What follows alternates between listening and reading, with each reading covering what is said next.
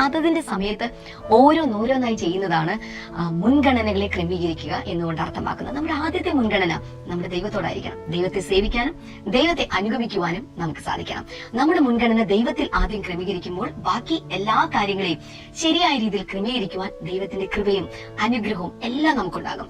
രണ്ടാമത്തെ നമ്മുടെ മുൻഗണന, നിങ്ങളൊരു കുടുംബിനിയാണെങ്കിൽ, നിങ്ങൾ വിവാഹിതയായിട്ടുള്ള ഒരു സ്ത്രീയാണെങ്കിൽ, നിങ്ങളുടെ രണ്ടാമത്തെ മുൻഗണന നിശ്ചയമായിട്ടും നിങ്ങളുടെ ഭർത്താവിനോടനുബന്ധിച്ചായിരിക്കണം. അദ്ദേഹത്തെ സ്നേഹിക്കാനും അദ്ദേഹത്തെ സഹായിക്കാനും അദ്ദേഹത്തെ ശുശ്രൂഷിക്കാനും നിങ്ങൾക്ക് സാധിക്കണം. മൂന്നാമത്തെ നിങ്ങളുടെ മുൻഗണന നിങ്ങളുടെ മക്കളോടുള്ള വിഷയത്തിലായിരിക്കണം. ഒരു അമ്മയുടെ ഏറ്റവും പ്രധാനപ്പെട്ട ഒരു ധർമ്മമാണ്, ഒരു കടമയാണ്, ഉത്തരവാദിത്തമാണ് ഈ ഒരു കാര്യം എന്നുള്ളത്. നിങ്ങളുടെ മക്കളെ സ്നേഹിക്കാനും അതുപോലെ നിങ്ങളുടെ മക്കളെ അഭ്യസിപ്പിക്കാൻ, അവരെ ട്രെയിൻ ചെയ്യുവാനും, അതുപോലെ തന്നെ നിങ്ങളുടെ മക്കളെ ശിക്ഷണത്തിലേക്ക് നടത്തുവാനുമുള്ള കാര്യം അതിന് മറ്റൊരാൾക്കും സാധ്യമല്ല. അത് നിങ്ങൾ തന്നെ ചെയ്യേണ്ട കാര്യമാണ്. അതുപോലെ തന്നെ നാലാമത്തെ പ്രധാനപ്പെട്ട കാര്യം എന്ന് പറയുന്നത് നിങ്ങളുടെ ഭവനത്തിന്റെ കാര്യാദികളുടെ ക്രമീകരണമാണ്.